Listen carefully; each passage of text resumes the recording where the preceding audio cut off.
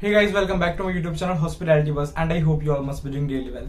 So guys, आप लोगों के लिए एक बहुत बड़ा सरप्राइज है और मैं आपको बता दूं कि जो लोग एविएशन इंडस्ट्री में, एयरलाइंस इंडस्ट्री में इंडस्ट्रीड है, उन लोगों के लिए ये जो अभी पर्टिकुलरली वीक जो आने वाला है, अभी आज से हम लोग ये चालू कर रहे हैं। तो आज से मैं ये चालू कर रहा हूँ और एक वीक तक यानी कि 7 दिन तक मैं रोज डेली एक वीडियो डालूंगा जो कि एयरलाइंस से रिलेटेड होगी। सो गाइस, अभी चालू हो चुका है एयरलाइंस वीक, जिसमें मैं आज पहली वीडियो जो लेके आया हूँ वो है करियर इन एयरलाइंस से रिलेटेड। सो आज की मेरी फर्स्ट वीडियो होगी करियर इन एयरलाइन से रिलेटेड एंड नेक्स्ट 6 वीडियोस जो हैं वो भी एयरलाइन से रिलेटेड होगी। लाइक एलिजिबिलिटी क्या होगी, डोमेस्टिक और इंटरनेशनल एयरलाइंस की एडवांटेजेस, डिसएडवांटेजेस, जॉब वैकेंसी जो भी करंटली चल रही है इंडिया में 12th पास के लिए, फ्रेशर्स जो ग्रेजुएटेड जो फ्रेशर्स लोग हैं उनके लिए, एयरलाइंस के इंटरव्यूज किस तरीके से होते हैं, करंट सिचुएशन क्या है इंडस्ट्री की, डिसएडवांटेजेस क्या है, इन सबसे रिलेटेड जो भी सारी चीजें हम लोग वो अभी एक हफ्ते के टाइम में सारी की सारी चीजें हम लोग डिस्कस करने वाले हैं। To all those who are new to my YouTube channel, guys, please subscribe my YouTube channel if you are related to hospitality management or you are just thinking about pursuing a degree in hotel management, hospitality management or a diploma in it. So just subscribe to my YouTube channel because of course it will be a really good channel for you. Because so guys, हमारे video का topic है career in airlines in India, यानी कि airlines जो है, aviation जो है, उससे रिलेटेड जो भी सारी चीजें हम लोग डिस्कस करने वाले हैं। हम लोग डिस्कस करेंगे कि कौन कौन से डिपार्टमेंट्स होते हैं। मैं आपको बताता हूँ क्या क्या डिस्कस करेंगे आज की वीडियो में। हम लोग डिस्कस करेंगे कौन कौन से डिपार्टमेंट्स होते हैं, फिर उसमें से हॉस्पिटैलिटी मैनेजमेंट, हॉस्पिटैलिटी इंडस्ट्री वाले कौन से डिपार्टमेंट होते हैं, फिर जो हॉस्पिटैलिटी मैनेजमेंट वाले डिपार्टमेंट होते हैं उसमें हमारे क्या करियर होता है, क्या सैलरी होती है, सैलरी मैं आपको बताने वाला हूँ, और कौन लोग उन डिपार्टमेंट में एंट्री कर सकते हैं और आगे फ्यूचर क्या है उन डिपार्टमेंट्स का। बेसिक, बिल्कुल जो एकदम बेसिक है वो हम लोग आज डिस्कस करने वाले हैं। सबसे पहले हम लोग बात कर लेते हैं कि डिपार्टमेंट्स कौन कौन से हैं। So there are number of departments in airline industry, starting from security department, finance department, engineering department, training and human resource department, customer service और एडमिनिस्ट्रेशन डिपार्टमेंट, और या फिर ये बोलो कि कैबिन क्रू जो है वो भी कस्टमर सर्विस का पार्ट है। तो ये सारे जो है ये मेजर डिपार्टमेंट्स है जो कि एयरलाइन इंडस्ट्री में आए जाते हैं। अब गाइस, अब इसमें क्या होता है, कस्टमर सर्विस जो होता है, एडमिनिस्ट्रेशन डिपार्टमेंट जो होता है और कैबिन क्रू डिपार्टमेंट जो होता है, यानी कि अगर बेसिकली मैं बोलूँ आप लोगों के लैंग्वेज में, तो ग्राउंड स्टाफ वाली जॉब जो होती है और कैबिन क्रू की जॉब जो होती है वो हमारे होटल मैनेजमेंट हॉस्पिटैलिटी इंडस्ट्री में सबसे ज्यादा फेमस है और सबसे ज्यादा स्टूडेंट्स उन्हीं जॉब को प्रीफर करते हैं और उन्हीं के लिए वो लोग जाते हैं और ऑफकोर्स उन्हें मतलब चांस मिलता है और उनके लिए काफी अच्छा करियर भी है उस इंडस्ट्री में। तो वही हम लोग डिस्कस करते हैं। तो सबसे पहले हम लोग डिस्कस करते हैं गाइस कैबिन क्रू के बारे में कि कैबिन क्रू होता कौन है। तो नॉर्मली अगर हम बात करें गाइस कैबिन से आप लोग समझते होंगे कि पर्टिकुलर एक क्लोज्ड एरिया, एक कैबिन उस जगह को बोला जाता है। तो एयरलाइंस में भी बिल्कुल क्रूज होते हैं, कैबिन क्रूज होते हैं। कितने लोगों को ये मिथ लगता है मैं बता दूं, कैबिन क्रूज को लेकर लोगों को बहुत ज्यादा मिथ है और लोगों को लगता है कि कैबिन क्रू का मतलब है वेटर्स जो कि एयरलाइंस में जो वेटर है। Guys, cabin crews are not mean for waiter, not mean for F&B service. Of course they do the F&B service work, but the first most work they are responsible for is the safety of the passengers. So safety और security reasons की वजह जो होती है, मतलब वो एक सबसे बड़ी वजह होती है जिसकी वजह से कैबिन क्रू को एयरलाइंस में रखा जाता है। तो लोगों को लगता है कि F&B सर्विस बिल्कुल F&B सर्विस है, वो उन्हें चीजें सर्व करनी पड़ती हैं, बट जो सबसे बड़े रीजन जिसके लिए उन्हें वहां पे रखा जाता है वो होता है सिक्योरिटी, गेस्ट की, जो कि पैसेंजर है उसकी सिक्योरिटी की। भगवान ना करे अगर कभी कोई ऐसी सिचुएशन आ जाती है जिस सिचुएशन में कस्टमर नहीं संभाल पा रहा, तो उस सिचुएशन में क्या होगा, फॉर एग्जांपल कि एयरलाइन में कोई प्रॉब्लम आ गई है, लोगों को अच्छा फील नहीं हो रहा है, उन्हें डर लग रहा है, उस टाइम पे क्या होता है, उस टाइम पे प्रोटोकॉल्स होते हैं, उन प्रोटोकॉल्स को फॉलो करा जाता है, उन्हें सारी ट्रेनिंग दी जाती है। कभी अगर कभी मानो कभी कुछ क्रैश भी हो जाता है तो उन्हें स्विमिंग का उन्हें पूरा प्रैक्टिस होती है, उन्हें पूरी ट्रेनिंग दी होती है स्विमिंग की। तो मेन उनका फोकस ऑफकोर्स सेफ्टी और सिक्योरिटी के ऊपर रहता है, फूड एंड बेवरेज सर्विस के ऊपर नहीं। लेकिन होता है क्या नॉर्मली कि फूड एंड बेवरेज सर्विस वाला काम उन्हें ज्यादा करना होता है क्योंकि सिचुएशंस ऐसी नॉर्मली नहीं आती जिसमें सेफ्टी और सिक्योरिटी का उनका बहुत ज्यादा काम पड़ता है। तो इस वजह से उनका F&B सर्विस वाला मोस्टली काम होता है कि उन्हें वहां पे जो भी प्री मेड मील्स होती हैं सारी की, मतलब प्री प्रिपेयर्ड जो मील्स होती हैं वो सारी उन्हें सर्व करनी होती है, देनी पड़ती है, पहले से बनाया हुआ खाना, ठीक है। तो वो सब चीजें जो हो गई वो सर्व करनी, सारे के सारे इंस्ट्रक्शंस दे रहे, सारे SOPs बताने कस्टमर्स को, ये सब जो होता है ये सारी जॉब एंड रिस्पॉन्सिबिलिटी होती है कैबिन क्रू की। वहीं पे गाइस अगर बात करें ग्राउंड स्टाफ की, जैसे कि हमारी हॉस्पिटैलिटी इंडस्ट्री से स्टूडेंट्स ग्राउंड स्टाफ की जॉब के लिए भी जाते हैं। ग्राउंड स्टाफ का मैं बता दूं कि ग्राउंड स्टाफ को नॉर्मली क्या करना पड़ता है, टिकटिंग से रिलेटेड काम जो होता है, टिकटिंग हो गया, रिजर्वेशन हो गया, ठीक है। तो ये मोस्टली सारा कंप्यूटर बेस्ड काम होता है, 90% कंप्यूटर बेस्ड होता है और 10% जो आप वहाँ पे खड़े होके कस्टमर से आप बात करोगे, उनकी क्वेरी सॉल्व करोगे।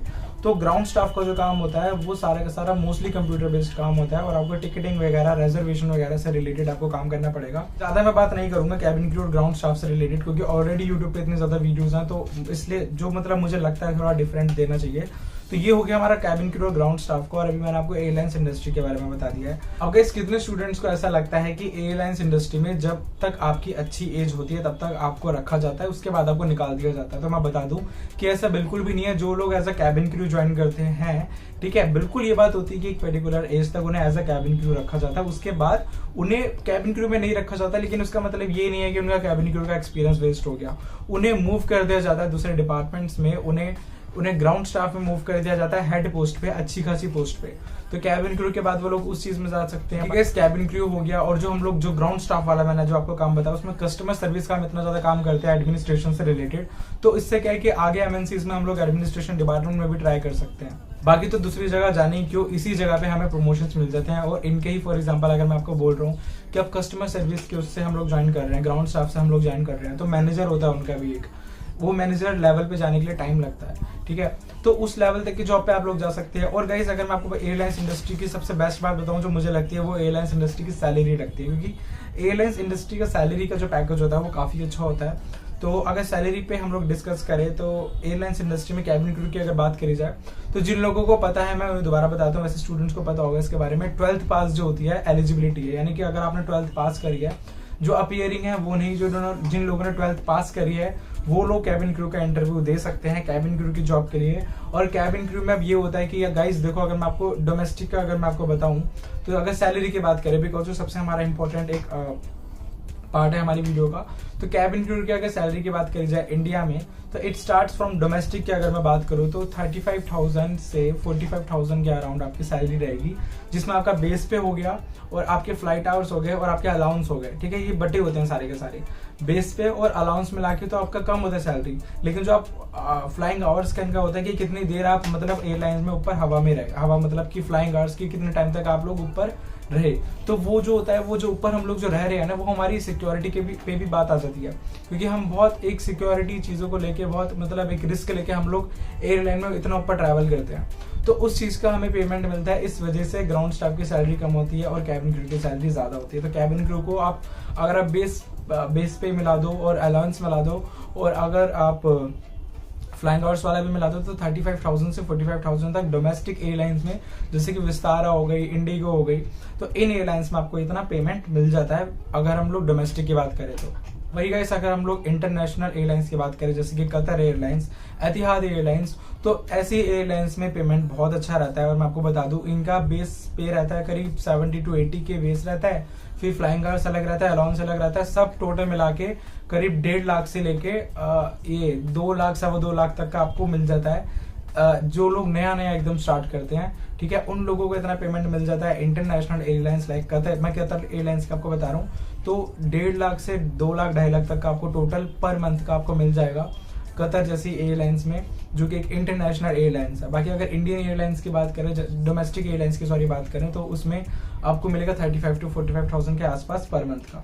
तो ये हमारी सैलरी की बात हो गई है। अगर बेनिफिट्स हम लोग डिस्कस करें कि एयरलाइन इंडस्ट्री में जो बंदा है उसके बेनिफिट्स उसे क्या कहूंगे, तो यार सबसे बड़ा बेनिफिट तो ये है कि आप लोगों को ट्रैवल करने को मिल रहा है।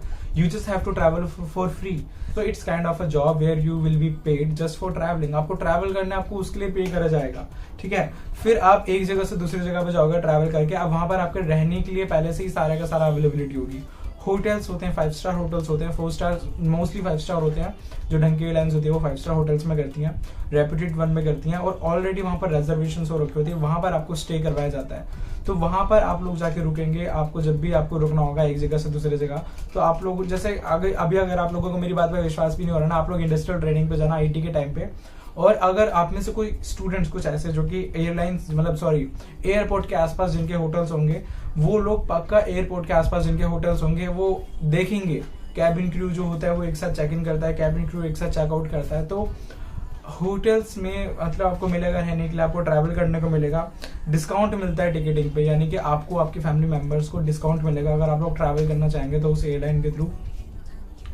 ट्रेनिंग आपकी मिलती है, मतलब कि फॉर एग्जांपल अगर आपको बताऊं गाइस, जैसे कि एयरलाइंस का नॉर्मली का सीन रहता है, जैसा कोई कैबिन क्रू के लिए सिलेक्ट होता है तो उनसे 60,000 करीब फीस ली जाती है, ठीक है, एयरलाइंस वाले लेते हैं।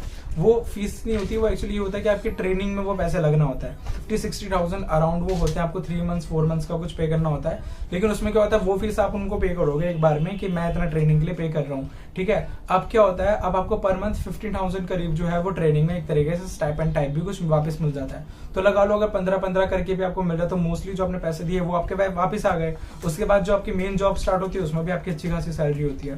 तो सैलरी का तो मैं बोलूंगा इसमें दूर दूर तक कोई इशू ही नहीं है, सैलरी के मामले में तो इट्स बेस्ट अगर एयरलाइंस इंडस्ट्री की बात करी जाए तो। सो गाइस बस आप लोगों का ये समझो कि टाइम नहीं वेस्ट करना चाहता या फिर उन लोगों को ही वीडियो दिखाना चाहता हूँ जो लोग इंडस्ट्री में, उसके लिए मैंने ये सोचा है कि आज की वीडियो इतनी ही रहेगी, बेसिक रहेगा कि एयरलाइंस क्या होती है, किस सबसे रिलेटेड था, सैलरी क्या होती है, एलिजिबिलिटी जो होती है एक डोमेस्टिक एयरलाइन के लिए एलिजिबिलिटी कैबिन क्रू की, और एक इंटरनेशनल एयरलाइन जैसे कि कतर एयरलाइंस है उसके लिए जो एलिजिबिलिटी होती है, वो सेकंड पार्ट है इस वीडियो का। यानी कि हमारे जो हफ्ते में 7 वीडियो आनी है उसका सेकंड पार्ट है। फर्स्ट वीडियो आज डल जाएगी, सेकंड पार्ट कल आएगा। तो कल आप लोग बिल्कुल अपडेटेड रहना, सब्सक्राइब कर दो मेरे चैनल को, बेल आइकन को प्रेस कर दो, क्योंकि कल आने वाला एलिजिबिलिटी वाला पार्ट जिसमें मैं बताऊंगा कि इंटरनेशनल एयरलाइंस के लिए क्या एलिजिबिलिटी रहती है और डोमेस्टिक एयरलाइंस के लिए क्या एलिजिबिलिटी रहती है। So just subscribe to my channel in case if you are interested in airline industry, or just if not in airline industry, if you are interested in hospitality management, hospitality industry, still you should subscribe my channel because there are different types of topics which I have chosen. मिलते हैं मेरी next video में, तब तक के लिए thanks for watching and have a nice day.